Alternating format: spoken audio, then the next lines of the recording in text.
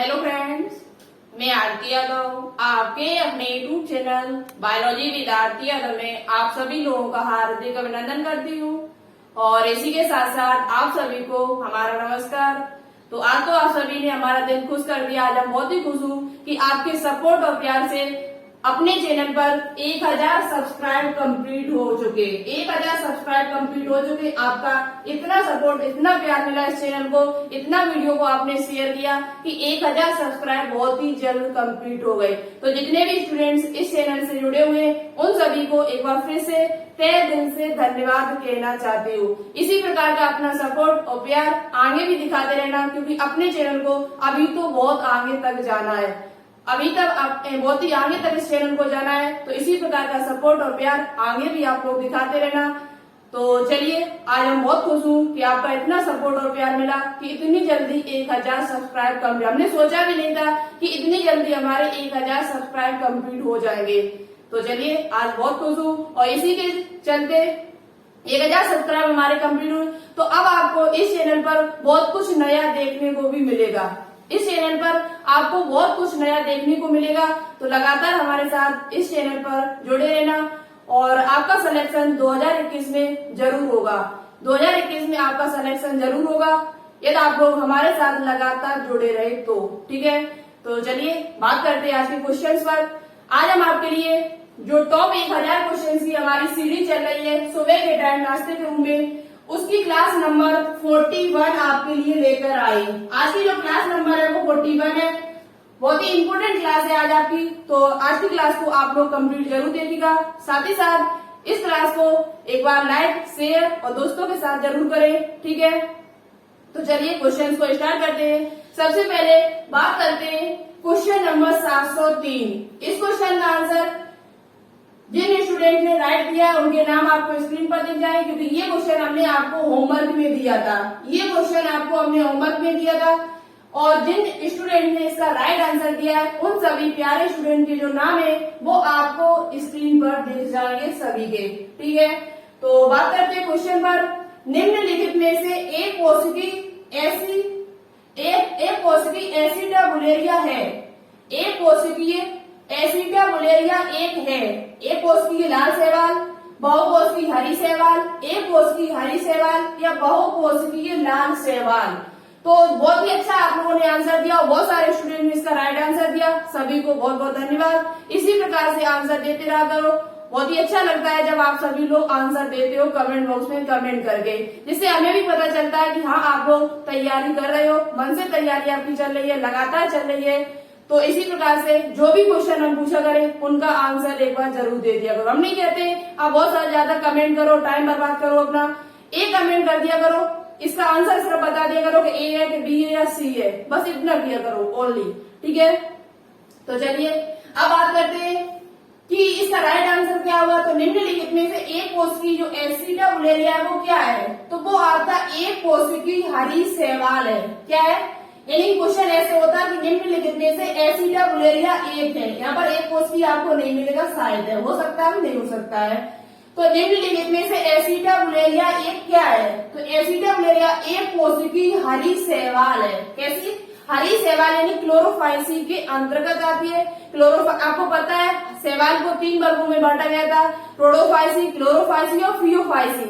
हम आपको शैवाल के बारे में बहुत ही डिटेल से बता चुकी हूँ। वो सभी पॉइंट हमने बताने की कोशिश की वहां पर जो आपके एग्जाम्स के लिए इम्पोर्टेंट है। तो अभी तक आपने शैवाल वाली वीडियो नहीं देखी है तो उनको एक बार जरूर देखें। शैवाल की 2 वीडियो शायद 3 डली होगी, सभी वीडियो आप लोग एक बार बहुत जरूर करें। क्वेश्चंस भी हमने अलग से आपको कराए एमसीक्यू टाइप में। ठीक है, तो आप लोग उन क्लास को देखिएगा, क्योंकि टॉपिक जब तक आपका क्लियर नहीं होगा तब तक आप एमसीक्यू नहीं लगा सकते हो सही पर। ठीक है, तो इसका जो राइट आंसर होगा वो ऑप्शन नंबर सी होगा, एक कोशिकीय हरी शैवाल। आपको स्क्रीन पर नाम सभी के दिख जाएंगे। बात करते हैं question number 704। Very very important question है और चारों ही ऑप्शन हम यहाँ पर डिस्कस करूंगी। ठीक है, निम्नलिखित में से प्याज व लहसुन किस कुल से संबंधित है। निम्नलिखित में से प्याज व लहसुन किस कुल से संबंधित है। देखो आपने 1000 सब्सक्राइब कंप्लीट कराए, आप सभी का प्यार सपोर्ट से 1000 सब्सक्राइब हमारे कंप्लीट हुए। तो अब हम आपकी जो 1000 क्वेश्चन की ये सीरीज है वो बहुत ही जल्द खत्म करूंगी, बहुत ही जल्द खत्म करने की कोशिश करूंगी। ठीक है, तो निम्नलिखित में से प्याज और लहसुन किस कुल से संबंधित है? तो देखो एक एक करके बात करती हूँ। सबसे पहले बात करती हूँ ऑप्शन नंबर डी पर, सैकेरोमाइसीटीज। इसमें क्या आता है, ये किसका संबंधित है, किससे? तो ये ईस्ट जो होता है आपका, ईस्ट जिसे कहते हैं खमीर, क्या कहते हैं, खमीर। जो ईस्ट होता है वो आपका सैकेरोमाइसीटीज कुल से संबंधित है। यदि आपसे पूछा जाए कि ईस्ट किस कुल से संबंधित है, तो ईस्ट आपका सैकेरोमाइसीटीज कुल से संबंधित है। ठीक है, क्योंकि ईस्ट में एक प्रकार आता है सैकेरोमाइसीट, सेरेवेसी गला काम नहीं कर रहा। निम्नलिखित में से प्याज और लहसुन किस कुल से संबंधित है? तो ऑप्शन नंबर जो यहाँ पर डी लिखा है सैकेरोमाइसीटीज, ये ईस्ट से आता है। ईस्ट जो है वो आपका सैकेरोमाइसीटीज से संबंधित है। बात करते हैं कुकुरबिटेसी। तो जितने भी आपके खीरा हुआ, ककड़ी हुई और तरबूज हुआ, खरबूज हुआ और ये जितने भी आपके होते हैं ये सब कुकुरबिटेसी कुल से संबंधित है। खीरा, ककड़ी, खरबूज, तरबूज ये सभी किससे संबंधित है? तो ये सभी आपके कुकुरबिटेसी कुल से संबंधित है। क्या क्या आपका तरबूज हुआ, जैसे तरबूज हुआ, खरबूज हुआ, खाए होंगे आप लोगों ने बहुत ज्यादा। ठीक है, बहुत ही अच्छा लगता है, हमें बहुत अच्छा लगता है तरबूज। ठीक है, तो देखो बात करते हैं लिलेशी और कंपोजिटी। तो देखो कंपोजिटी कुल में जो आता है वो आपका सूरजमुखी और गेंदा आता है। सूरजमुखी और गेंदा, सूरजमुखी और जो गेंदा है वो आपका कंपोजिटी कुल से संबंधित है। बचा हुआ ऑप्शन नंबर जो बी होगा वो इस क्वेश्चन का राइट आंसर होगा। लिलेशी कुल से जो आपका संबंधित है वो प्याज और लहसुन है। प्याज और लहसुन है वो आपका लिलेशी कुल से संबंधित है। ऑप्शन नंबर जो बी होगा वो इस क्वेश्चन का राइट आंसर होगा। तो ईस्ट किससे संबंधित है? सैकेरोमाइसीटीज से। कुकुरबिटेसी कुल से कौन सा? तरबूज और खरबूज किससे संबंधित है? तो कुकुरबिटेसी कुल से संबंधित है। प्याज और लहसुन लिलेशी कुल से संबंधित है। सूरजमुखी और गेंदा है वो आपका कंपोजिटी कुल से संबंधित होता है। तो चारों ही क्वेश्चन आप लोग नोटबुक में नोट डाउन जरूर कर लेना, बहुत ही इंपोर्टेंट है। बात करते हैं क्वेश्चन नंबर 705, केचुआ का भूरा रंग किसके कारण होता है? केचुआ जो है आपका वो फाइलम एनिलिडा का सदस्य है, फाइलम एनिलिडा का सदस्य है और ये ओलिगोकीटा के अंतर्गत आता है। किसके अंतर्गत आता है? ओलिगोकीटा के अंतर्गत आता है। हमने आपको बताया हुआ था कि जो फाइलम एनिलिडा है उसे 3 वर्गों में बांटा गया है, पॉलीकीटा, ओलिगोकीटा और यूनिडेरिया। तो ये जो केचुआ होता है वो ओलिगोकीटा के अंतर्गत आता है। किसके अंतर्गत आता है? एनिलिडा का एक वर्ग है ओलिगोकीटा, उसके अंतर्गत आपका केचुआ आता है। बात करते हैं केचुआ का भूरा रंग किस रंग के कारण होता है? मिलेनिन, हीमोग्लोबिन, पोरफायरिन, बी और सी दोनों ही। तो देखो अच्छे से याद कर लेना, मिलेनिन के कारण आपका काला रंग, जिनमें मिलेनिन की अधिकता होती है, जिन सदस्यों मनुष्य में कोई है उसमें मिलेनिन की अधिकता बहुत ज्यादा है तो उसका रंग जो होगा वो काला होता है। कैसा होता है? काला, बहुत ज्यादा काला। जैसे श्रीलंका के लोग हैं वो उनका कलर कैसा है? बहुत ज्यादा काला है। तो उनमें मिलेनिन का जो मिलेनिन बढ़त है उसकी बहुत ज्यादा अधिकता है। क्या है? बहुत ज्यादा अधिकता है, जिसके कारण उसका रंग जो होता है वो काला होता है। कैसा होता है? काला होता है। तो बात तो भूरे की कर रहा है वो आपका, क्या किसकी बात कर रहा है? भूरे की। तो ये तो नहीं सकता है। हीमोग्लोबिन, हीमोग्लोबिन आपका एक वर्धक है, रुधिर वर्धक है, जिसके कारण रुधिर का रंग जो होता है वो लाल होता है। बचा हुआ ऑप्शन नंबर सी आपका राइट आंसर होगा पोरफायरिन। पोरफायरिन वर्धक के कारण आपका केचुआ का जो रंग होता है वो भूरा रंग होता है। कैसा रंग होता है? भूरा रंग होता है। ऑप्शन नंबर जो सी होगा वो इस क्वेश्चन का राइट आंसर होगा। किसके कारण होता है? तो पोरफायरिन के कारण होता है। बात करते हैं क्वेश्चन नंबर 706, निम्न में से आर्थ्रोपोडा में क्या नहीं होता है? ये टॉपिक आज शाम को हम आपके लिए लेकर आ रही हूँ, तो इस टॉपिक को देखने के लिए आप लोग तैयार रहिए। बहुत ही इंपोर्टेंट टॉपिक है। हमने आपको बताया था एनिलिडा वाली वीडियो में कि एनिलिडा और आर्थ्रोपोडा इन दोनों से क्वेश्चन आपके एग्जाम में बहुत ज्यादा पूछे जाते हैं। तो आज का टॉपिक जो रहेगा वो आपका शाम की क्लास में आर्थ्रोपोडा रहेगा। बहुत ही शानदार तरीके से आज हम आपको आर्थ्रोपोडा टॉपिक लेकर आऊंगी। ठीक है, तो क्वेश्चन क्या है कि अभी आप समझ लेना, न समझ में आए तो शाम की क्लास में आपको पक्का समझ में आ जाएगा ये क्वेश्चन। निम्न में से आर्थ्रोपोडा में क्या क्या नहीं होता है? बंद परिसंचरण तंत्र, संयुक्त नेत्र, काइटिन युक्त बाह्य कंकाल, मेल पीरियन नलिकाएं। तो देखो जो आर्थ्रोपोडा संघ के जो सदस्य होते हैं उनमें जो उत्सर्जन के लिए जो सहायक है वो आपका मेल पीरियन नलिकाएं होती है। क्या होती है? मेल पीरियन नलिकाएं। मेल पीरियन नलिकाएं जो होती है वो इसमें उत्सर्जन के लिए सहायक होती है। वेरी वेरी इंपोर्टेंट क्वेश्चन है ये आपका, कि आपसे पूछा जाए कि आर्थ्रोपोडा में उत्सर्जन के लिए क्या सहायक है, तो मेल पीरियन नलिकाएं क्या होती है? मेल पीरियन नलिकाएं जो होती है वो उत्सर्जन में सहायक होती है। जबकि बात की जाए प्लेटी एल्मिंथीज की तो फ्लेम कोशिका, एसके एल्मिंथीज की बात कर ली जाए तो आपकी कौन सी थी? एच आकार की रेनेट कोशिकाएं। एच आकार की जो रेनेट कोशिकाएं थी वो आपके एसके एल्मिंथीज में थी। जबकि एनिलिडा की बात कर ली जाए तो उसमें आपकी क्या थी? नेफ्रिडिया। उत्सर्जन के लिए क्या था? नेफ्रिडिया वृक्कक। बात करते हैं इसकी आर्थ्रोपोडा की, तो आर्थ्रोपोडा में आपकी होती है मेल पीरियन नलिका उत्सर्जन के लिए। देखो इनका जो बाहरी शरीर आर्थ्रोपोडा है वो सबसे बड़ा संघ माना जाता है।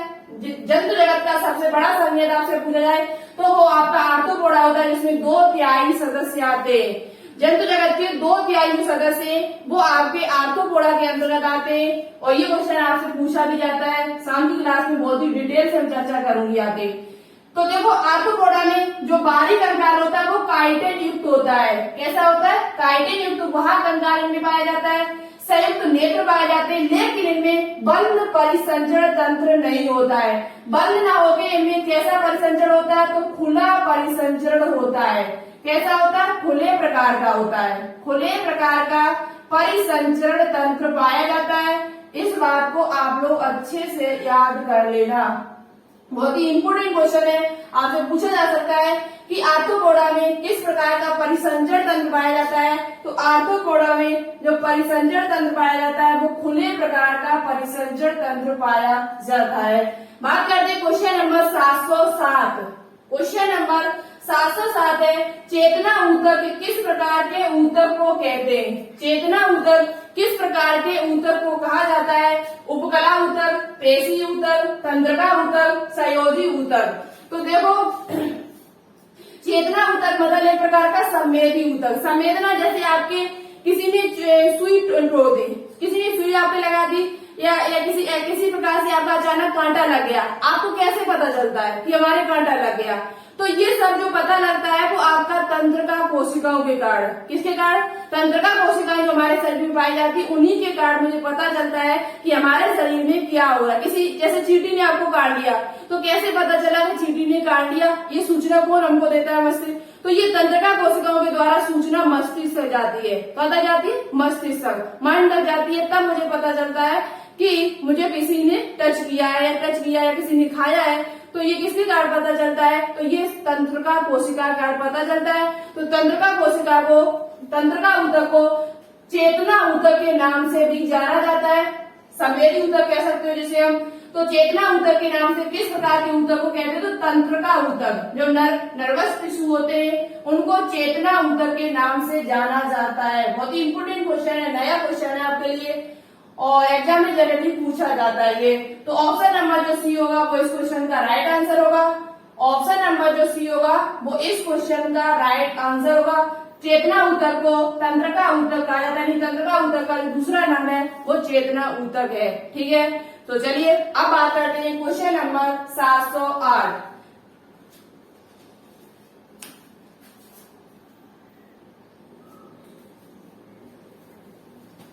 तो देखिएगा अब बात करते हैं क्वेश्चन नंबर 708।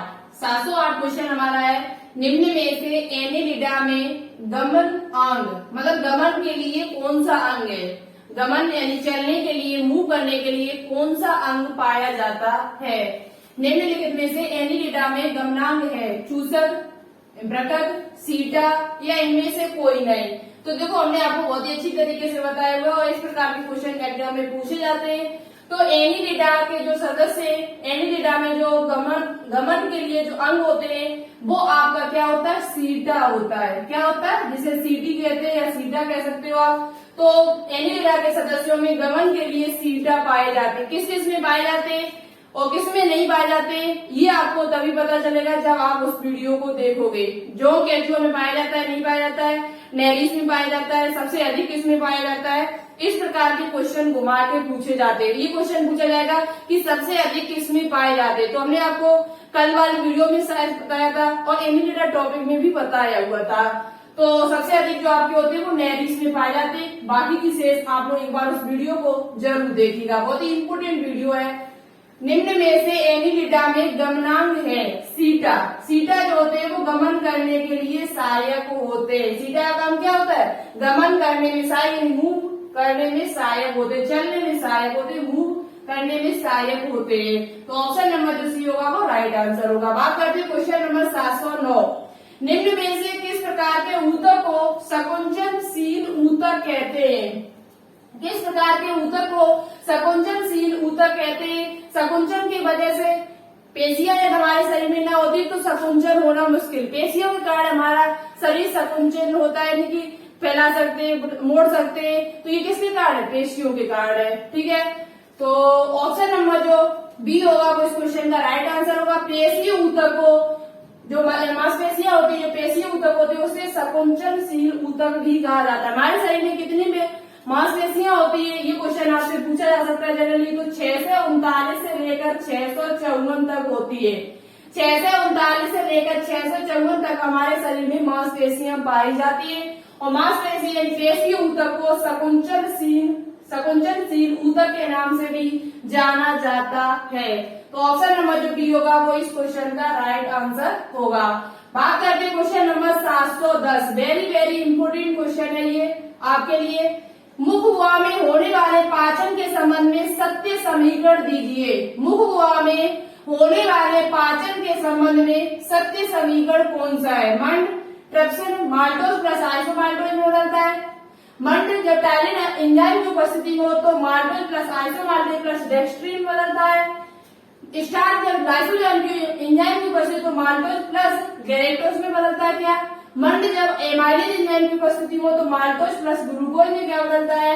तो आपसे ये पूछा गया है मुख गुहा में यानी माउथ कैविटी में होने वाले पाचन के संबंध में सत्य समीकरण बताइए। आप देखो यहाँ से एक आप आइडिया लगा सकते हो कि जो आपके मुख होता है, उस जो लाल ग्रंथियां होती है उसमें एक एंजाइम स्रावित होता है जिसका नाम है टाइलिन एंजाइम। अब मेन बात ये रह कि टाइलिन लिखा कहाँ पर है, बस आपको समझ। और शुरुआत से पूछा जाए क्वेश्चन की मंड का पाचन है वो कहाँ से स्टार्ट होता है। मंड का पाचन है स्टार्ट जो होती है वो कहाँ से पचना स्टार्ट होती है, तो वो आपके मुख गुहा से ही हो जाती है। माउथ कैविटी से उसका पाचन शुरू हो जाता है। तो आपको यहाँ पर टाइलिन एंजाइम कहीं दिखाई दे रहा है ऑप्शन नंबर बी में। मंड जब टाइलिन एंजाइम की उपस्थिति में क्रिया करती है, टाइलिन एंजाइम उसकी उपस्थिति हो तो जो ये मंड होता है वो माल्टोज प्लस आइसोमाल्टोज प्लस डेक्स्ट्रीन में बदल जाता है। जो आपका मंड होता है, स्टार्च होता है, वो टाइलिन एंजाइम की उपस्थिति में जो हमारे मुख में पाया जाता है ये माल्टोज प्लस आइसोमाल्टोज प्लस डेक्स्ट्रीन में बदल जाता है। तो ऑप्शन नंबर जो बी होगा वो इस क्वेश्चन का राइट आंसर होगा। मंड जो होता है वो टाइलिन एंजाइम का पाया जाता है तो आपके मुख में जो लाल ग्रंथियों से स्रावित होता है। तो मंड का पाचन कहाँ से शुरू होता है, तो वो आपका मुख गुहा से ही हो जाता है। ठीक है, तो ऑप्शन नंबर जो बी होगा वो इस क्वेश्चन का राइट आंसर होगा। आपको कमेंट बॉक्स में कमेंट करके बताना होगा ट्रिप्सिन एंजाइम कहाँ पाया जाता है, लाइसोजाइम कहाँ पाया जाता है और इमाइलेज एंजाइम कहाँ पाया जाता है। इन तीनों क्वेश्चन का आंसर आप लोग कमेंट बॉक्स में कमेंट करके जरूर बताइएगा, देखिए कौन सबसे अच्छा आंसर देता है। बात करते हैं क्वेश्चन नंबर 711। भ्रूणीय परिवर्तन के समय सर्वप्रथम उत्पन्न होने वाला ऊतक है। भ्रूणीय परिवर्तन जब भ्रूण का विकास होता है, डेवलपमेंट होता है उसका, तो उसमें सर्वप्रथम सबसे पहले उत्पन्न होने वाला ऊतक कौन सा है। पेशीय ऊतक, उपकला ऊतक, पेशीय ऊतक। यहाँ पर पेशीय ऊतक दो बार लिखा तो यहाँ पर संयोजी ऊतक लिख लीजिए। संयोजी ऊतक, संयोजी ऊतक या तंत्रिका ऊतक। तो देखो भ्रूणीय परिवर्तन के समय सर्वप्रथम उत्पन्न होने वाला जो ऊतक है वो आपका उपकला ऊतक है। एपिथेलियल जिसे टिश्यू कहा जाता है, एपिथेलियल जो टिश्यू होता है वो आपका तीनों स्तर से, जो जनन स्तर होते हैं, भ्रूण 3 जनन स्तर से मिलकर बना होता है मनुष्य का, एक्टोडर्म, मेसोडर्म और एंडोडर्म। तो इसमें जो उपकला ऊतक होता है ये तीनों स्तर से इसकी उत्पत्ति होती है। भ्रूण का जो जनन स्तर है वो 3 स्तर से मिलकर बना होता है, और उपकला ऊतक आपका एक ऐसा ऊतक है जो तीनों स्तरों से उत्पन्न होता है। ठीक है, तो अब इसमें क्वेश्चन क्या पूछा गया कि भ्रूणीय परिवर्तन के समय सर्वप्रथम उत्पन्न होने वाला ऊतक कौन सा है, इनमें से कौन सा है, तो वो आपका उपकला ऊतक होता है। कौन सा ऊतक? उपकला ऊतक सर्वप्रथम उत्पन्न होने वाला ऊतक है। ऑप्शन नंबर जो बी होगा वो इस क्वेश्चन का राइट आंसर होगा। अब बात करते हैं आगे, आप स्क्रीनशॉट लेना चाहते हो तो स्क्रीनशॉट ले लीजिएगा। तो ये क्वेश्चन आप लोग याद कर लेना 7 से 11, 7 से 11 बहुत ही इंपोर्टेंट क्वेश्चन है। बात करते हैं आगे नेक्स्ट क्वेश्चन पर। 711 हो गए, 7 से 12 क्वेश्चन। आगे के जो क्वेश्चन है बहुत ही इंपोर्टेंट क्वेश्चन है। ठीक है, तो ध्यान से हमारे साथ इस वीडियो को देखते रहना। क्वेश्चन अच्छे लग रहे हो, पसंद आ रहे हो, कुछ नया सीखने को मिल रहा हो तो प्लीज इस वीडियो को like, share and subscribe channel को जरूर कर लेना।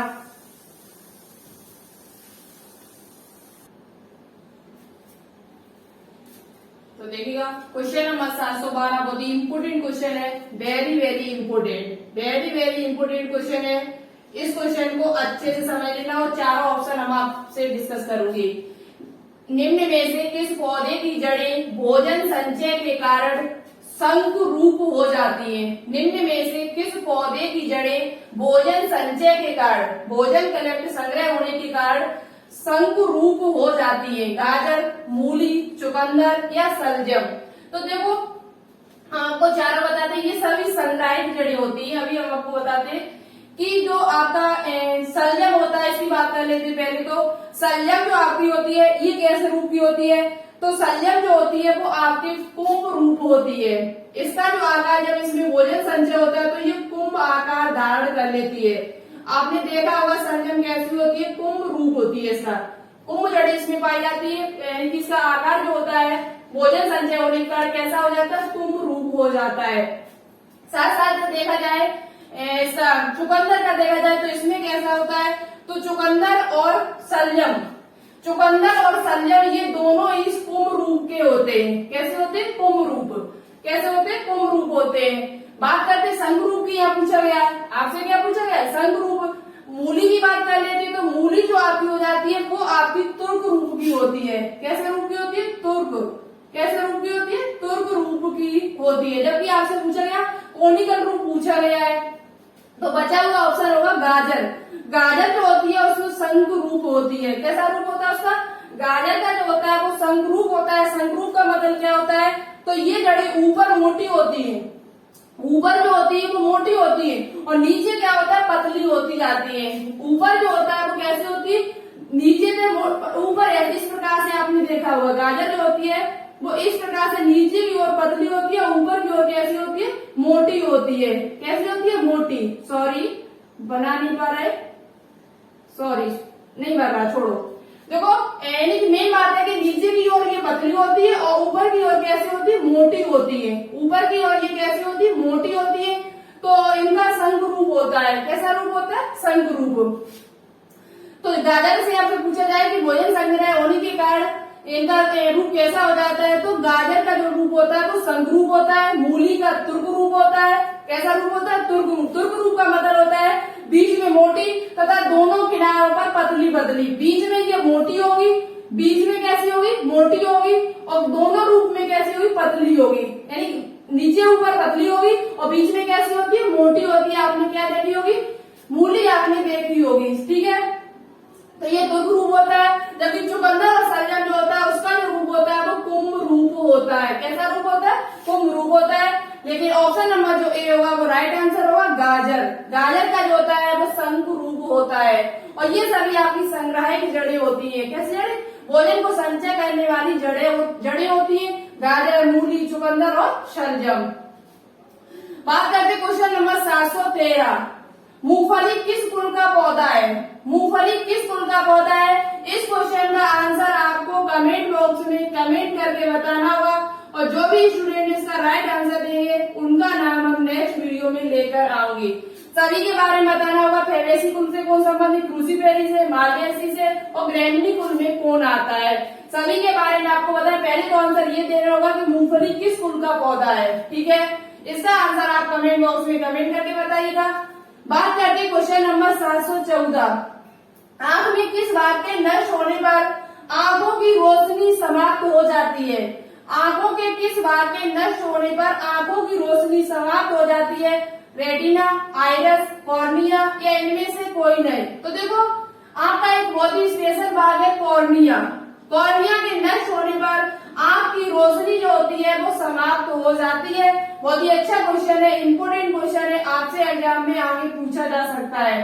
तो कॉर्निया जो होती है उसके नष्ट होने पर आंख की रोशनी होती है वो समाप्त हो जाती है, हमें दिखाई नहीं देता है। तो ऑप्शन नंबर जो सी होगा वो इस क्वेश्चन का राइट आंसर होगा। बात करते हैं क्वेश्चन नंबर 715। भोजन का अवशोषण शरीर के किस अंग में होता है? भोजन का अवशोषण शरीर के किस अंग में होता है? बड़ी आंत, छोटी आंत, आमाशय या यकृत, लीवर में? बहुत ही अच्छा क्वेश्चन है, जनरली अगर एग्जाम में आपसे पूछा जा सकता है। तो भोजन का जो अवशोषण है वो शरीर के किस अंग में होता है? तो वो आपका छोटी आंत में होता है। देखो मेन जो भोजन आपका होता है वो छोटी आंत में पूर्णता जाके पचता जाके, पूर्णता जो आपका भोजन है वो छोटी आंत में पचता है। और भोजन में जो भी पोषक तत्व जाते हैं, भोजन के द्वारा जो भी पोषक तत्व, विटामिन जो कुछ जाता है वो वही छोटी आंत में रसांकुर पाए जाते हैं, छोटे छोटे रसांकुर से होते हैं, वो उनको अवशोषित कर लेते हैं। अवशोषित करने के बाद पूरे शरीर में रुधिर के द्वारा भेज दिया जाता है।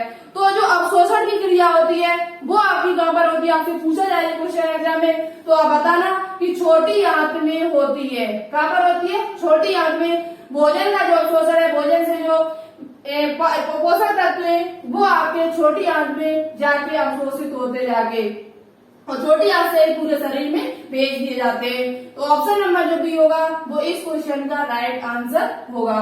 बात करते हैं क्वेश्चन नंबर 716। निम्नलिखित में से खाने योग्य कवक है? निम्नलिखित में से खाने योग्य कवक कौन सा है? कौन सा कवक है जो खाने में प्रयोग किया जाता है? राइजोपस, मार्केला, एगेरिक्स, बी और सी दोनों ही।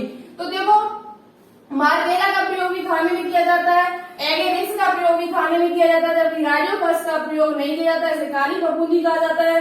तो बी और सी दोनों ही सही है। बी और सी ऑप्शन दोनों ही सही है। ऑप्शन नंबर जो डी होगा वो इस क्वेश्चन का राइट आंसर रहेगा। ऑप्शन नंबर जो डी होगा वो इस क्वेश्चन का राइट आंसर होगा। मार्केला और एगेरिक्स ऐसे कवक है जिनका प्रयोग खाने में किया जाता है। चलिए ज्यादा नहीं, आगे के 2-3 क्वेश्चन और बचे हुए लगातार देखते रहना, बहुत ही इंपोर्टेंट क्वेश्चन है आगे के।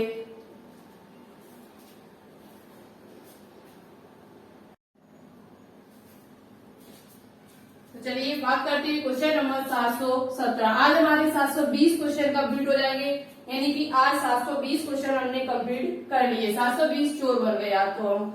सबसे बड़ा पादपालय कहाँ है? सबसे बड़ा पादपालय कहाँ है? सबसे बड़ा जो हर्बेरियम है वो कहाँ पर स्थित है विश्व का? British natural history, British museum, US national पादपालय या रॉयल वानस्पतिक उद्यान? तो देखो सबसे बड़ा जो पादपालय है वो आपका रॉयल वानस्पतिक उद्यान क्यू लंदन में स्थित है। कहाँ पर स्थित है? क्यू लंदन में स्थित है।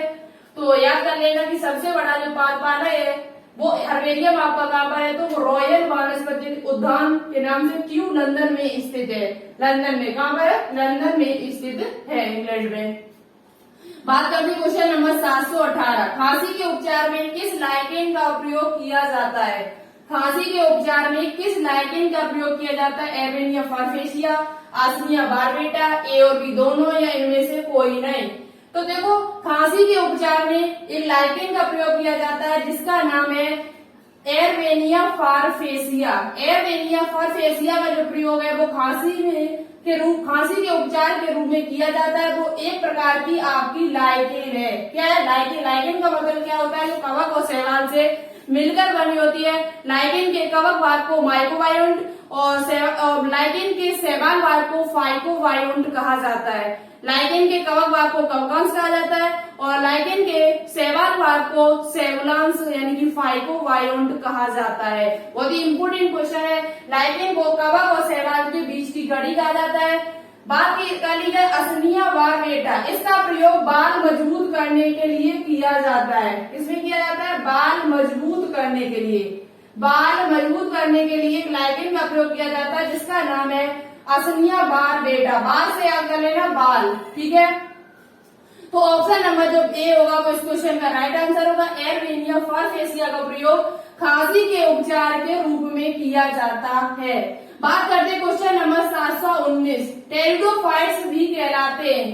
टेरिडोफाइट क्या कहलाते हैं? वेस्क्यूलर क्रिप्टोगेम्स, फेनेरोगेम्स या क्रिप्टोगेम्स या इनमें से कोई नहीं। तो देखो आपको पता है टेरिडोफाइट जो होते हैं वो वेस्क्यूलर क्रिप्टोगेम्स कहलाते हैं। जिन्होंने क्लास दे दी होगी टेरिडोफाइट की पादप जगत में, तो उनको इस क्वेश्चन का आंसर पहले से पता चल चुका होगा।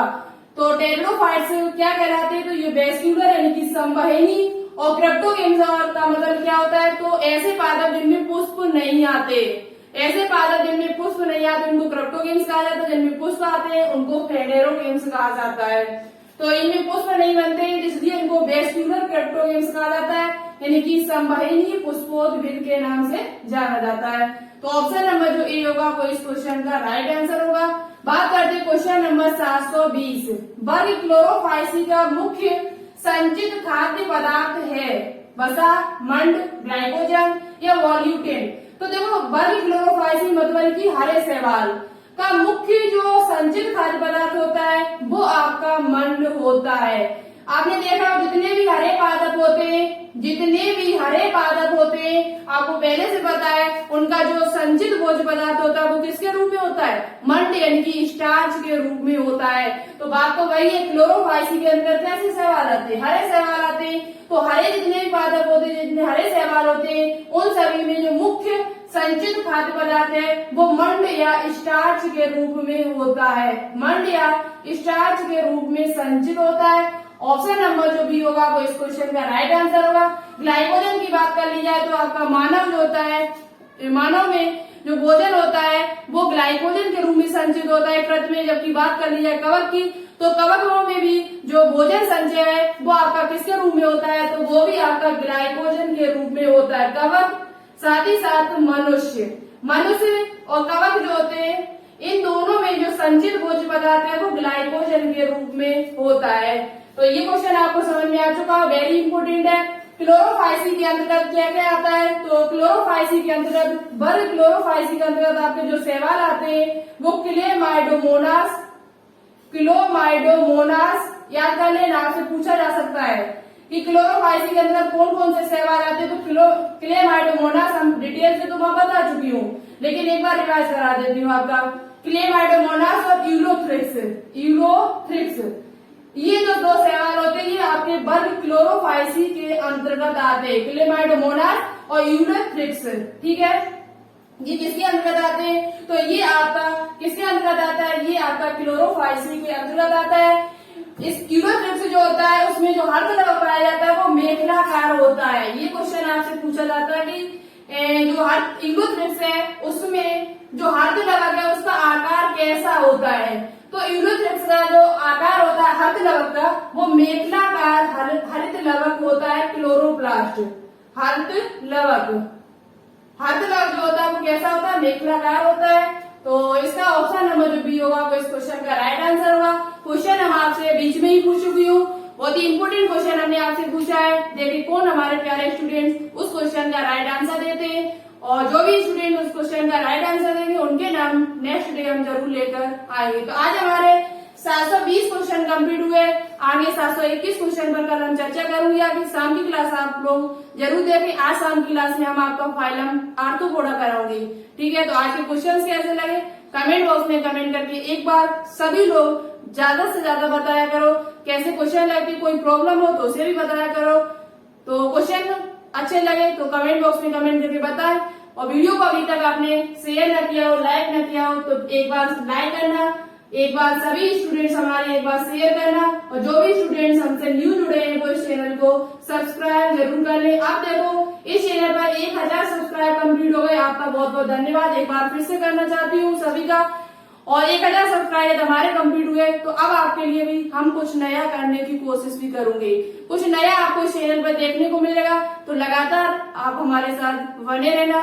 तो चलिए आज के लिए इतना ही रखते हैं। ओके, थैंक्स, जय हिंद, जय भारत।